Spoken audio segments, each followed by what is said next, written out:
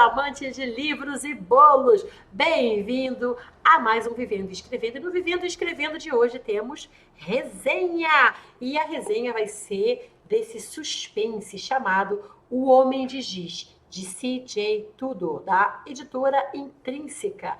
E esse livro, você deve pensar, poxa, você trata mal seus livros, fica botando aí a culpa no Douglas, falando que ele molhou, que a cachorra comeu, e já aconteceu isso tudo aqui mesmo, tá? Por mais cuidado que eu tenha com os livros, às vezes não dá. E aí você vai e largou o teu livro aí perto de algum giz, ó, ele tá todo manchado. Gente, sério, eu tentei limpar isso aqui várias vezes. Mas foi por mero instinto, porque ele veio no plástico, então ele não veio sujo, ele veio zeradinho. E olha só que produção bacana da editora Intrínseca. Ele tem aqui ó, um monte de pozinho, parece um pó branco de giz, né? Esse é o primeiro, olha só a primeira abertura, que são esses bonecos de palitinho aqui, né? E todo início de capítulo vai começar com uma página preta, tá vendo? E depois ele segue o rumo dele. E ele tem uma curiosidade, ele não tem nem número nem título de capítulo. Eu amo dar nome para capítulo, eu não abro mão disso. Mas aqui não tem nem número nem nome, ele sempre começa 2016. E aí ele vai seguindo, né? Vai para 1986. E aí, depois do início, vem com as páginas brancas, né? E depois, quando ele fechou aquele raciocínio, ele volta, 2016, e vai contar o que está acontecendo. Basicamente, o que ele faz ela, essa moça aqui, ó, tá? É o primeiro livro dela, C.J. Tudor. E basicamente o que ele faz é acompanhar um grupo de amigos através da narrativa em primeira pessoa de um deles, que é o Ed, é o meu xará. Tomei um susto quando eu li, ai meu Deus, eu estou aqui. E é ele que narra a história. E a história é um suspense porque acontece um crime que envolve esses bonequinhos de palito aqui. Esses desenhozinhos de palito e desenhados com giz nas calçadas em locais.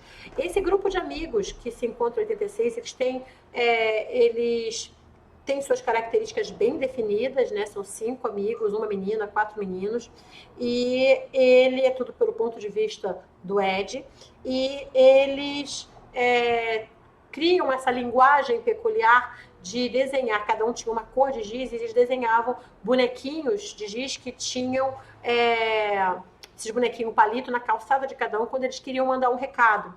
Só que, em algum momento, esses bonecos de giz aparecem e eles vão seguindo esses bonecos de giz, começam a aparecer em lugares estranhos, e eles encontram no bosque onde eles costumavam brincar um corpo esquartejado. E é claro, vem a polícia, e era uma cidadezinha pequena, então aquilo é um grande choque, aquilo é um grande terror para as pessoas, e eles começam a buscar o culpado. E só que essa história toda, ela dá esse salto sempre para 2016, quando o Ed já é um adulto, as coisas já aconteceram, então todas as pessoas que estavam em 1986, você começa a acompanhar o que aconteceu com elas. Algumas você só vai saber mais para o final do livro, né? Ele vai contando aos poucos, sem tanta pressa. E só que este crime, ele volta em 2016 e o Ed precisa meio que fazer as pazes com o passado e também com a pessoa que ele foi, né? Que ele é um personagem, é uma pessoa que não tomava muitas atitudes, deixou muita coisa passar na vida, tá meio parado, assim, sabe? Meio stuck, como você chama, né? Quando você está encalhado, né? No mesmo ponto.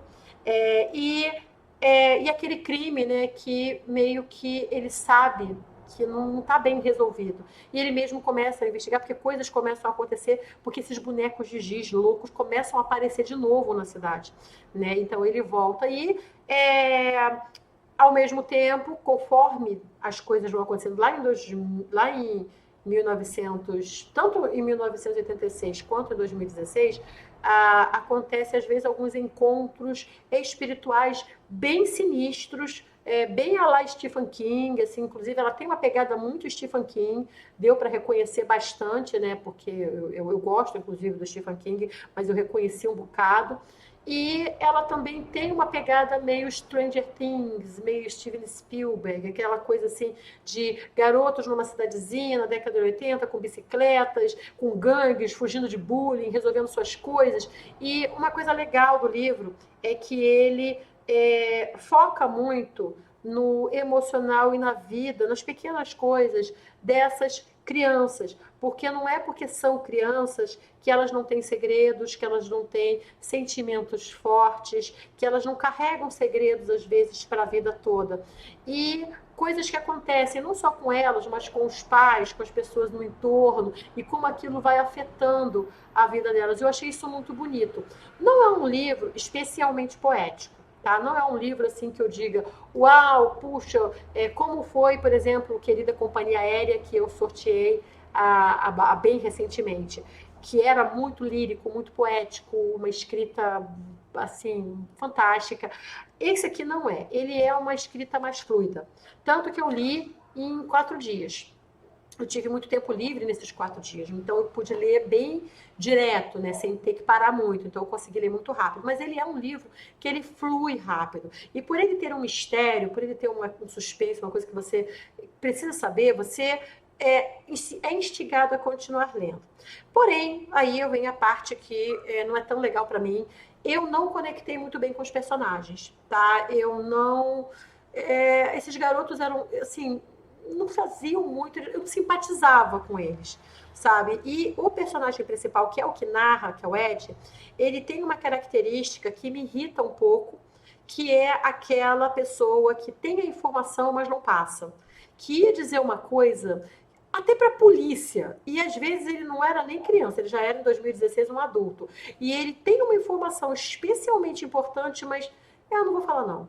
E, como dizia a minha querida amiga Paty, eu não admito esse tipo de roteiro, que era uma coisa que ela fazia quando aparecia sempre esse roteiro onde você tem uma pessoa que tem uma informação super importante, mas ela não acha importante conversar. Tipo, ela tá numa casa que é assombrada, ela viu um fantasma, ela viu o machado andando sozinho, mas isso não é importante. É uma pista que às vezes a pessoa tem, importantíssima, mas ela, por algum motivo, não conta. E não tem motivo para ela não contar. Ela não conta.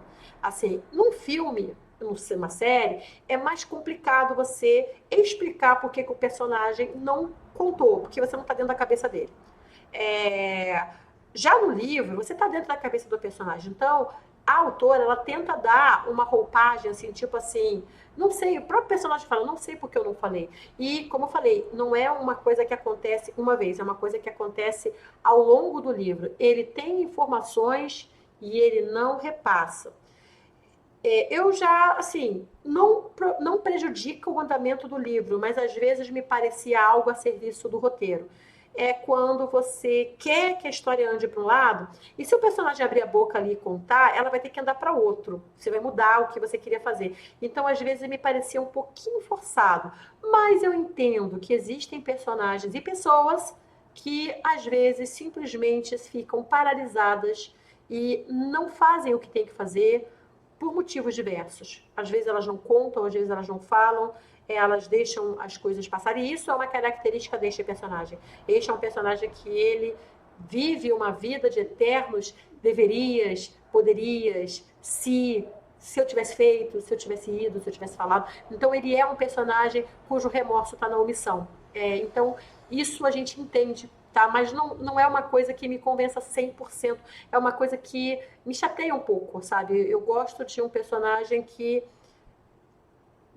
dê mais ação à história. Mas ele dá a ação necessária, tanto que a história anda, e anda muito por conta dele. Então, tá perdoado, né? Como eu falei, não é, assim, uma história muito bucólica, mas é uma história muito interessante. E ela dá, às vezes, um pouquinho de poesia para coisas que estão acontecendo. Ela sabe narrar muito bem. Uma cena que eu achei fantástica é a cena que tem um acidente num parque de diversões. E aquela cena, ela é muito bem narrada. É muito difícil você narrar uma cena de ação, seja ela qual for. E esta cena, que é do ponto de vista do Ed, ela foi muito bem contada, eu gostei bastante.